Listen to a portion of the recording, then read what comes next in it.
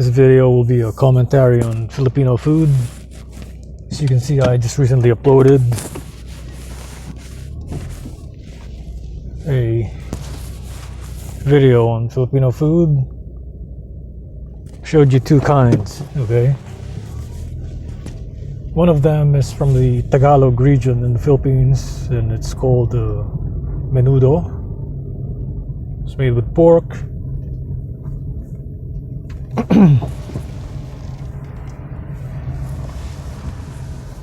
potatoes. I'm not gonna tell you the whole thing, like how they make it, because I'll be wasting my time with the point of my video. And it's basically made with pork, potato, carrots, some digested liver, okay? So it's vegetables, meat, and microbiotic, high in vitamin A, because it has a liver, digested liver in there, kind of a cuisine, okay, or recipe, whatever you want to call it. And the other one is, I believe it's in the Visayan region. Could be Visayan or Mindanao. I think it's Visayan. It's called ginataan. Ginataan. It's there's pork in there. There's a shrimp. There's coconut milk. Okay. Some people use coconut water, but there's coconut milk in there. Some, I believe there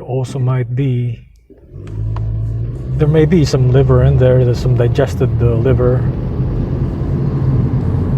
some kidneys, the internal organs of a pig. The reason why Filipinos add those in there is to prevent your gut bacteria from just falling into a flop, just digesting meat all the time. If you're just digesting meat all the time, because meat is rich in amino acids, okay? Amino acids, all right? So I drank coconut juice with that meal, and it neutralizes the acidity of the food. So it's one of my advices, drink coconut juice with a Filipino dish, especially if it's one of the Spanish influenced ones like menudo, and basically any meat dish from the Philippines, because it tends to be on the greasy part, it's a little greasy, but I don't eat it on a daily basis, okay? Those are foods that we eat during fiestas, okay? Fiesta is like when they kill the pig and then they turn it into a lechon, and then they cook the insides and some of the meat into adobo and something else, some other dishes. So they get a lot out of one pig, okay? They would get a kilo in, they would get adobo, they would get a lechon, Don't worry about the terms, because, those are just the dishes. Like, when it comes to like preparing food, Filipinos are very efficient, They can get a lot. They can make a lot of dishes out of one pig, depending on the creativity of the cook, or slash chef, whoever cooks the food, right? So the more creative you are, the more dishes you can get out of one pig. All right. So the point, going to the point of this video, the reason why I'm making this video is give you a glimpse of the richness of Philippine culture, because if you study history, you can trace the history of a country back to its origins in their food, okay? Where they derive the ideas from in cooking their food. So Philippines used to be a land bridge, okay, between China, okay, and Australia, in the lower part, okay, lower part of Australia, and also when it was like a large continent, Pangea or whatever, however you wanna call it. It was one of the the last land bridge that broken off. That would have broken off. It was one of the last ones that would have broken off. So that's why the Negritos are there, and and China in the past. Okay, China, India, Malaysia, Indonesia, the Middle East, Spain, Portugal, and even America. They used it as as a place to trade. Okay, it's basically a place where the Chinese would will settle there. The ships will settle there, and then made in China products like herbs and spices.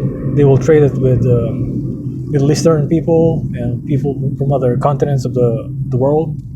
And it's basically a place where the weather is tropical and it feels good, in the summer to be in the beach, and this is why they trade. This is how they chose the area to trade and do these things until the Spanish did the conquistador things, the conquest.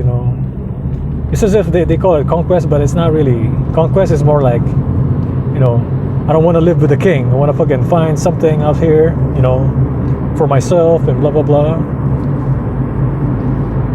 And it's basically just kind of like a Roman version, okay, a fall of Rome kind of a version of Europe or in Spain, Spain and Portugal, shit like that.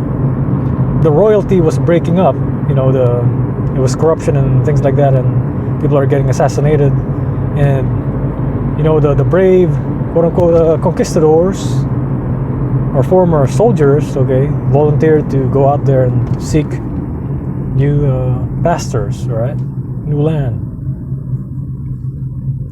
So where Philippines originated their cuisine, their cooking from, it's derived from Indian, Malaysian, Indonesian. Okay, some of it is American, some of it is European, some of it is French, some of it is Chinese, Japanese, okay, Korean. There's different types of Filipino dish because a lot of people, especially in the States, they think Filipino dish is just like menudo.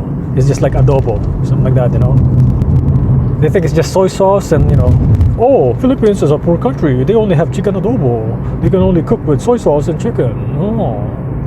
We also have a siopaw from the Chinese. We also have a pancit canton, which is from the Cantonese. Okay. We have different types of dishes, all right? We have fermented fish from Malaysia and Indonesia, and also similar to what they do in Japan. Okay, they ferment fish also in Japan. All right, mostly in the Osaka region,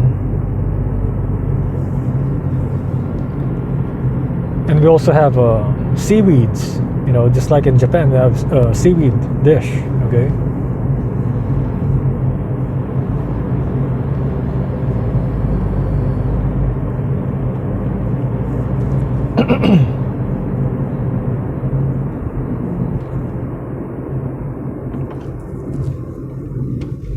And we also have kind of a American influence, a little bit of American influenced dish.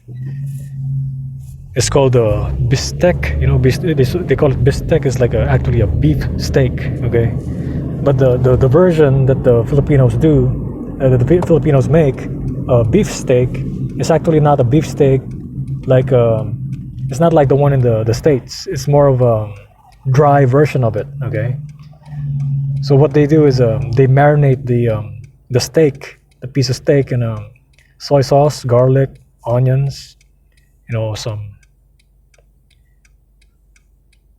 black pepper, okay, some Sprite, some a little bit of vinegar, okay, so a little bit of brown sugar.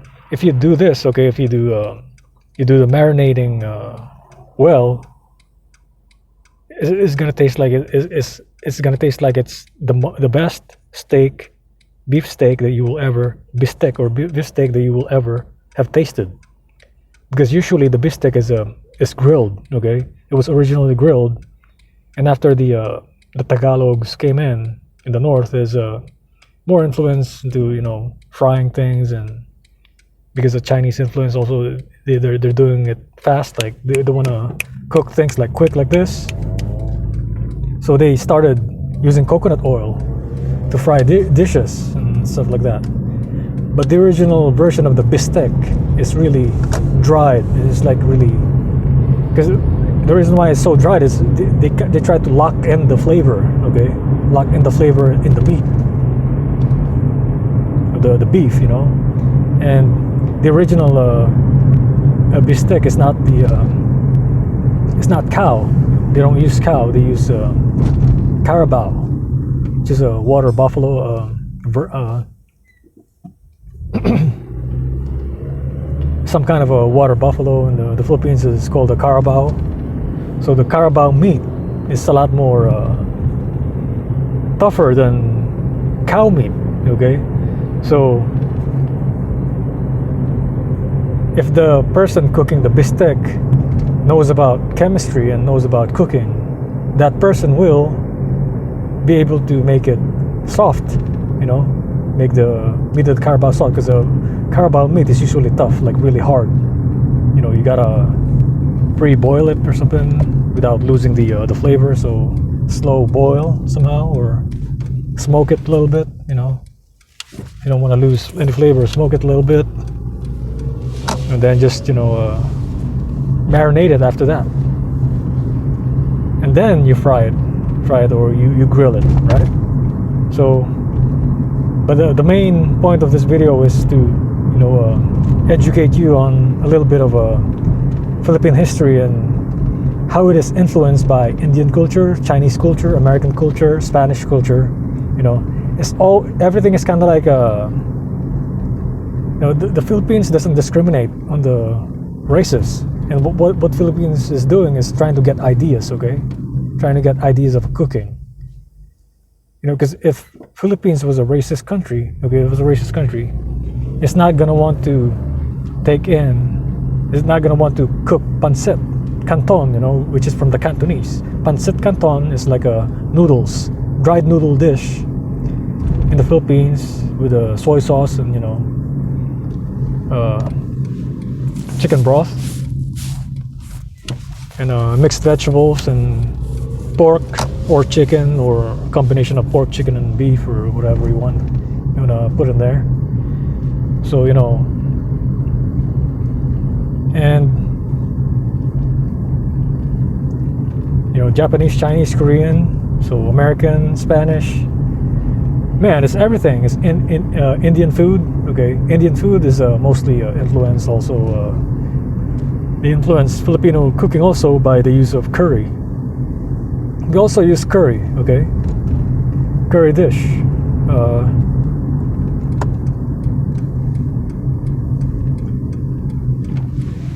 Curry dish in the south, because south of the Philippines tend to be cold. So the people there, they will usually cook like really spicy food, right? But it's really good. It tastes extremely good because they use they like to use coconut, just like the Thai. Okay, ginataan. They use the ginataan. Okay, and they use it to cook snails and meat and whatever, pork. Vegetables. They start using the curry. They start mixing it with the curry because of the weather, because it's cold, right? And because it's also the Indian settlers also from back then, they interbred with the Filipinos, and some of them lived in the Philippines and raised children there, settled, and they brought their spices with them, right? Curry and all kinds of things, turmeric and all kinds of things like that. That's why when the turmeric thing was famous, everybody in America was like, "Oh, turmeric! Oh, it's for health, good for health." I wasn't surprised because we were already using it, right? Already using it there from back then. So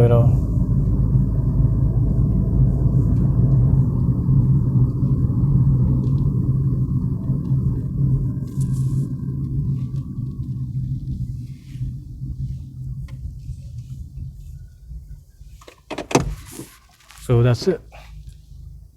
Hope you learned something new today, the influence, some multinational influence, okay?